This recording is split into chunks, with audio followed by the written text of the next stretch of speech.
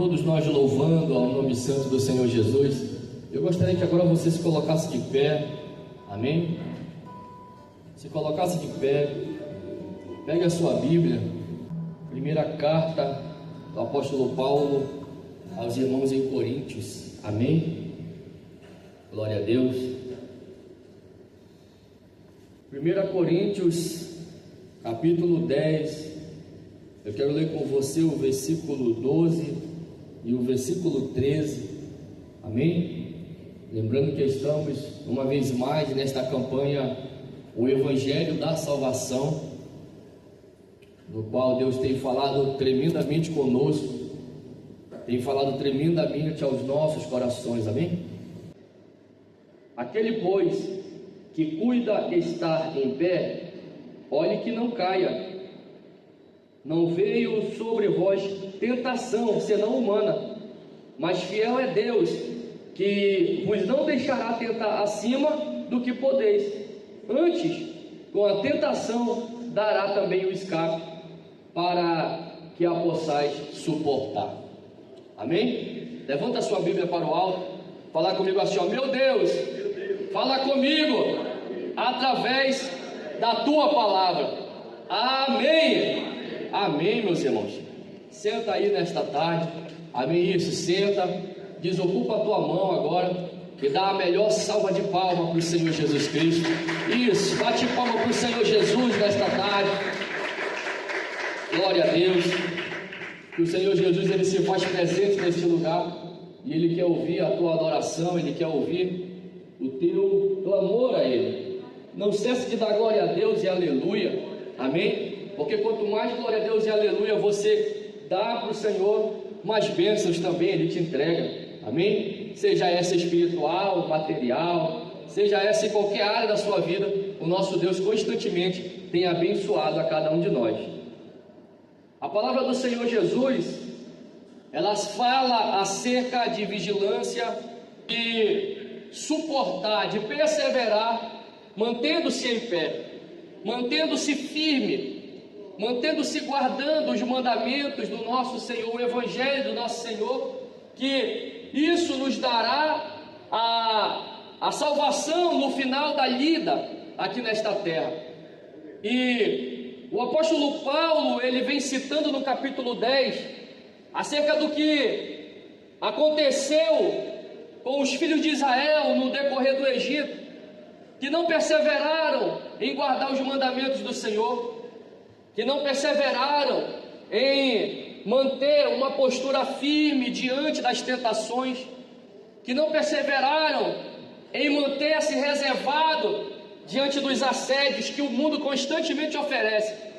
E o que aconteceu foi que os filhos de Israel ali, a maioria, pelo menos todos, acima de 20 anos que saíram do Egito, acabaram tombando no deserto. Não entraram na terra que Deus havia prometido, não usufruíram daquilo que o Senhor deu para eles. E a Bíblia vai dizer que somente os seus filhos, que eles diziam: meu filho nunca vai herdar a terra, vão morrer todos aqui no deserto, porque eles não confiavam em Deus. E acabou que todos os filhos desses que murmuravam, todos entraram sã e salvo dentro da terra que Deus prometeu. E o que o Senhor, Ele nos requer desta palavra? Ele requer de nós perseverança, Ele requer de nós comunhão, Ele requer de nós força. Não existe outra maneira de você alcançar força para vencer um pecado, não existe outra maneira de você conseguir força para vencer as tentações, a não ser no decorrer da oração, a não ser quando você levou uma vida em consagração de jejum. Hoje em dia já não se fala mais em jejum. Hoje em dia a gente não vê mais o povo tendo o prazer de tirar pelo menos 6 horas do dia, ou quem sabe um dia inteiro, para jejuar, porque não se tem mais esta força, esta disposição, essa disponibilidade, porque não compreendemos mais o poder que o jejum ele gera para a nossa vida, não compreendemos mais o poder que a oração e o jejum ele gera para a nossa alma. Gera um poder tão grande, meu irmão, a ponto de quando chegar o pecado, a ponto de quando chegar a iniquidade, você consegue se manter de pé, por mais forte que seja esta tentação, por mais forte que seja esse desejo de cometer algo errado. E nós vemos na Bíblia a perseverança de um homem chamado Jó, sim. A gente sabe que constantemente o inimigo, Satanás, ele está pedindo de Deus para se andar no meio de você, para se andar no meio da tua casa, para se andar no meio da tua família. E nem todos estão preparados. Que nem Pedro, que o Senhor Jesus vai dizer: Pedro, o diabo pediu para se andar no meio de ti. Mas aí Jesus olhou a estrutura de Pedro e viu: não, Pedro não vai suportar se o inimigo vir. Pedro não conseguirá suportar, diferente já de Jó. Jó nem avisado ele tinha sido. E o Senhor vai dizer que ele não faz coisa alguma sem antes avisar os seus servos profetas. Mas com Jó foi diferente, não teve nenhum aviso, não teve nenhuma comunicação. E Satanás chegou diante de Deus e falou: está vendo, o teu servo Jó, ele só te adora porque tu tem dado riquezas a ele, porque tu tem dado abundância a ele, é só por isso que ele é fiel. Mas tira a riqueza dele, tira os bens dele, que você vai ver se ele ainda vai te adorar. E o Senhor disse: Satanás, então vai lá e toca em tudo que é de Jó, tira tudo que é de Jó, só não toca na alma dele, não tira a vida dele, mas o resto pode tocar. E a Bíblia vai dizer que Satanás foi lá e tocou em todos os bens de Jó.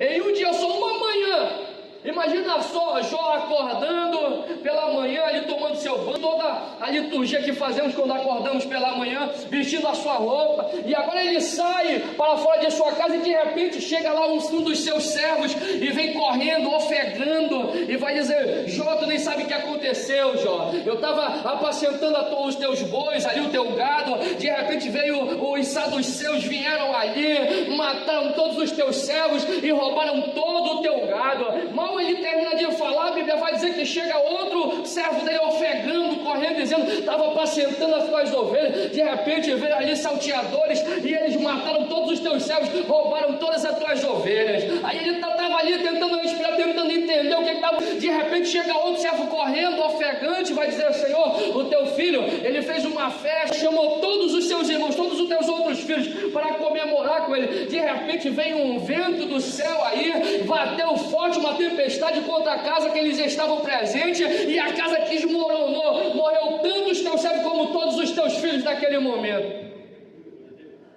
Aí imagina só você receber uma notícia dessa. Imagina só, não deu tempo nem de raciocinar direito do que estava acontecendo, não deu tempo nem de pensar direito do que estava ocorrendo. E aí eu imagino nesse momento o inferno todinho na perspectiva, dizendo: agora Jó vai murmurar, agora Jó vai blasfemar contra Deus. E eu posso imaginar também os anjos do Senhor lá do céu dizendo: fica firme, Jó, persevera, resiste a esse problema, resiste a esse mal, resiste a essa dificuldade. Eu posso imaginar os dois lados ali, um grande conflito. Mas aí de repente a Bíblia vai dizer que Jó rasga as suas vestes, ele cai no chão, joga assim sobre a sua cabeça, e ele vai dizer: ó, Deus me deu, Deus tomou, bendito seja o nome do Senhor, bendito seja o nome do Senhor. Olha só, meu irmão, que tremendo. Hoje, por qualquer dificuldade, por qualquer luta, o ser humano ele quer murmurar, ele quer se afastar, ele quer se desviar dos caminhos do Senhor. E Deus está dizendo com você aqui nessa palavra: aquele, pois, que cuida e está em pé, cuide para que não caia. Não venha sobre vós tentação, senão humana. Você só é tentado pelaquilo que você deseja, mas fiel é Deus, ó, que não deixará tentar acima do que podeis suportar. Antes do Senhor permitir que a tentação venha na tua vida, Ele primeiro faz uma autoanálise da tua vida. Ele primeiro faz uma autoanálise de você, e ele vê: será que ele vai suportar essa tentação? Ele faz análise, e ele vê se ele vai suportar, então pode chegar a tentação. Mas junto com a tentação, ele já envia um meio de escape para que tu possa resistir e fugir da tentação. Glória a Deus. Aleluia. E nós vemos vários exemplos na Bíblia Sagrada, como Daniel. A Bíblia vai dizer que Daniel, sendo ainda um jovem ali, talvez dos seus 16, 17 anos, foi arrastado como um malfeitor para a Babilônia, arrastado ali como cativo para um país tão distante do seu, para um lugar onde não havia a possibilidade de o seu pai o acompanhar. Um garoto de 16, 17 anos é inteiramente dependente ainda de seu pai, mas agora não tinha mais o papai para auxiliar. Agora não tinha mais a mamãe para auxiliar, não tinha mais sacerdote, mas pastor, obreiro para estar ali ao lado dele olhando, vigiando, vendo se ele estava fazendo o que era certo, estava fazendo o que era errado. E Daniel, nesse momento, ele tinha todos os motivos do mundo para negar o nome do Senhor. Daniel, nesse momento, ele tinha todos os motivos do mundo para se afastar dos caminhos do Senhor. Ele estava muito distante da sua terra. Ele estava muito distante dos sacerdotes. Quem sabe a essa altura já haviam todos morrido. E aí no momento o rei vai dizer: manda esses garotos aí, que são filhos de príncipes. Daniel era filho de sacerdote, era considerado um príncipe. Manda esses garotos, vou dar o melhor daqui da Babilônia para esses garotos. Vão comer do mesmo manjar que eu comer, vão tomar da mesma bebida que eu beber. Pode dar para eles. Mas Daniel, no momento que chegou ali na Babilônia, que poderia ter se deleitado nos manjares do rei, uma carne, um banquete que era oferecida, que era sacrificada a outros deuses. E detalhe, Daniel estava com fome, Daniel estava com sede, Daniel estava cansado, estava exausto, ele precisava se alimentar naquele momento, mas quando ele percebeu que aquela carne não era oferecida ao seu Deus, ao seu Senhor, ele disse não para aquele banquete: eu não comerei dos manjares do rei, eu não beberei da bebida do rei. Glória a Deus. E naquele momento ele abriu mão daquilo que faria com que ele se afastasse do seu Deus, e ele perseverou até o final. E a Bíblia vai dizer que grande foi Daniel dentro da Babilônia, e tudo isso se deve por causa daquele não que ele disse quando ainda era garoto. Glória a Deus. E quando você vê a Bíblia Sagrada, você olha para um homem chamado Moisés. Quando falamos de Moisés, você já imagina um velhinho do barbão, com uma roupona e um cajado na mão. Mas nem sempre Moisés foi assim. Você sabe os grandes feitos que Deus fez através da vida de Moisés? Mas tudo isso se deve a um não que ele disse também ainda na sua juventude, quando ainda era um jovem. Sim, Moisés cresceu dentro do palácio de Faraó, cresceu dentro do palácio do rei. Era o filho da filha de Faraó, era neto de Faraó, era considerado assim. E quem sabe poderia ser até o próximo sucessor, o próximo faraó ali do Egito, o próximo governador de tudo ali. Quem sabe ele poderia. E a Bíblia vai dizer que ele aprendeu toda a ciência do Egito. A Bíblia vai dizer que ele aprendeu tudo que ele necessitava aprender ali no Egito. Sim, ele vai, mas no momento de escolher entre o seu povo, entre o seu Deus e os deuses do Egito, ele preferiu ficar com o Deus de Israel. Ele preferiu dizer sim para o Deus de Israel e disse não para Faraó. Ele resistiu. Ele poderia ter olhado para todas as belezas que o Egito, tão avançado naquela época, poderia lhe proporcionar. Ele poderia ter olhado para o conforto que Faraó estava lhe oferecendo ali para ficar na posição que ele estava. Ele poderia ter aceitado ali as riquezas, mas ele sabia que o que Deus tinha para ele não era algo passageiro. Ele sabia que as coisas da terra são passageiras e que tudo aqui se acaba, mas o que Deus tinha para ele é algo eterno, é algo imortal, é algo incorruptível. E por isso que ele preferiu padecer com o povo de Deus do que estar ali como alguns dos parentes de Faraó. Glória a Deus. E nós sabemos como Deus usou de uma forma extraordinária o seu servo. E nós olhamos também o Senhor Jesus. A Bíblia vai dizer que o Senhor Jesus, ele foi tentado em tudo. Sim, foi tentado porque a tentação ela é humana. E Jesus era humano quando estava na terra. Jesus veio em carne e osso na terra. Era como eu, era como você. E a Bíblia diz que quem nega isso tem o espírito do anticristo, sabia? Quem nega que Jesus estava aqui como carne, tem gente que diz, mas Jesus era Deus, era só. Não, Jesus estava aqui como carne. Estava aqui como homem, como eu e como você. Sim. E ele foi tentado.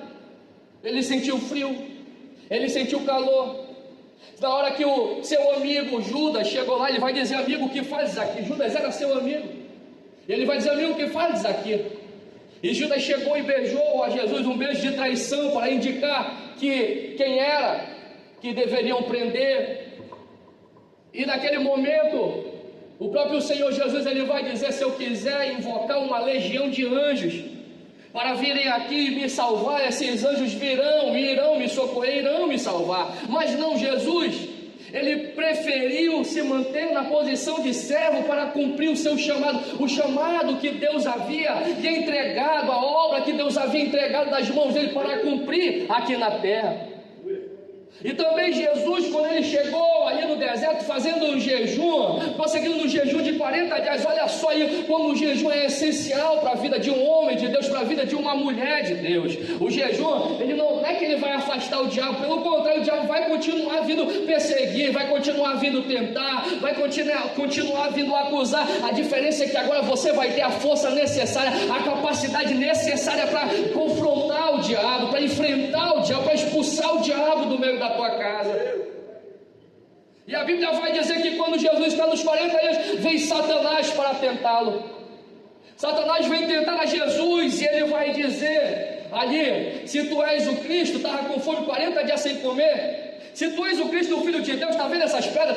Transforma essas pedras em pão e pode comer, se alimente, mate a tua fome, mostra que tu é o Filho de Deus verdadeiramente. Mexendo ali, quem sabe, no ego, no orgulho que todo homem carrega dentro do seu coração, que todo homem carrega dentro da sua alma, a qual nós lutamos constantemente para não dar vazão a esse orgulho, para não dar vazão a essa soberba. E naquele momento ele encostou exatamente nessa ferida que existe no coração do homem, Jesus. Mas Jesus olhou para ele e disse: nem só de pão viverá o homem, mas sim de toda a palavra que procede da boca do Pai também. Ele estava dizendo: essa palavra aqui também é alimento para a tua vida, essa palavra aqui também é alimento para a tua alma, essa palavra aqui também é alimento para toda a tua estrutura pessoal, meu irmão.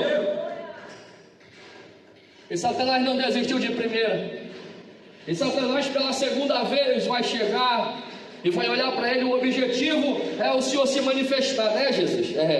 Pois é. Então por que tu não se joga daqui do pináculo do monte? Era uma coluna muito alta que tem até hoje lá. Por que tu não se joga daqui, ó? E aí a palavra ainda vai usar a palavra. Olha como o inimigo é astuto. Porque aí, ó, está escrito: ele dará ordem aos seus anjos para te guardar em todos os teus caminhos. E aí naquele momento, o Senhor Jesus, olha, ele poderia ter se lançado dali. Ele poderia que realmente os anjos viriam para o socorrer, para o ajudar. Mas ele vai dizer: mas também está escrito: não tentarás o Senhor teu Deus. Não tentarás o Senhor teu Deus. E o inimigo não desistiu de primeira. E o inimigo, ele olhou ali para Jesus, quem sabe pensou em uma outra estratégia, e ele agora começou a mostrar para Jesus os reinos do mundo. Porque Jesus, o objetivo de Jesus foi ser coroado rei para salvar a humanidade. Ele é rei. Só que para ele se tornar o rei de toda a humanidade, ele sabia que ele ia ter que enfrentar o processo da traição. Ele sabia que ele ia ter que enfrentar o processo da calúnia, da difamação. Para ele se tornar esse rei, ele sabia que ele teria que passar pelos açoites, ser chicoteado. Ele sabia que ele ia ter que carregar uma cruz pesadíssima por mais de meio quilômetro até um monte chamado Gólgota. Ele sabia que as suas mãos e os seus pés iam ser transpassados por cravos sobre uma cruz, e que ele seria pendurado em um madeiro, e todo o seu sangue iria verter do seu corpo. Tudo isso para se tornar o nosso rei. E a Bíblia vai dizer que Satanás agora mostra um caminho mais fácil. Satanás mostra para ele os reinos da terra. E ele vai dizer: está vendo tudo isso aqui? Todos esses reinos me pertencem, são meus. Todos esses reinos são meus. Para quem ficar brigando por causa de política aí, ó.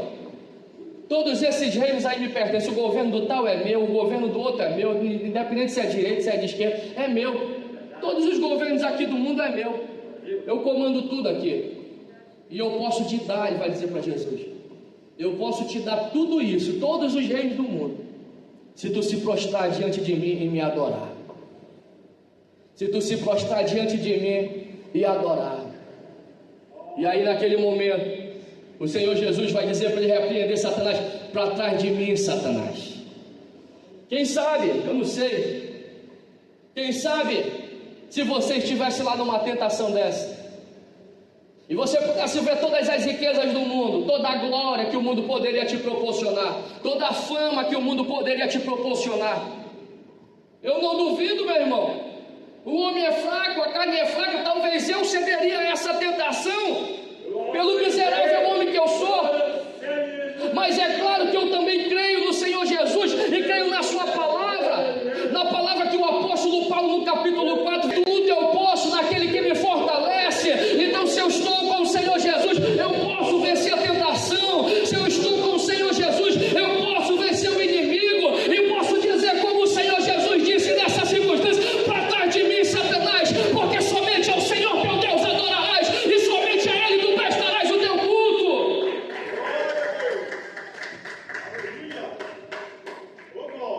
E assim, meu irmão, desta maneira, através da palavra, através do jejum, através da comunhão com o Espírito Santo, é que você também pode vencer as ciladas de Satanás. É que você também pode vencer as ciladas do adversário. Coloque-se de pé nessa noite, nessa tarde.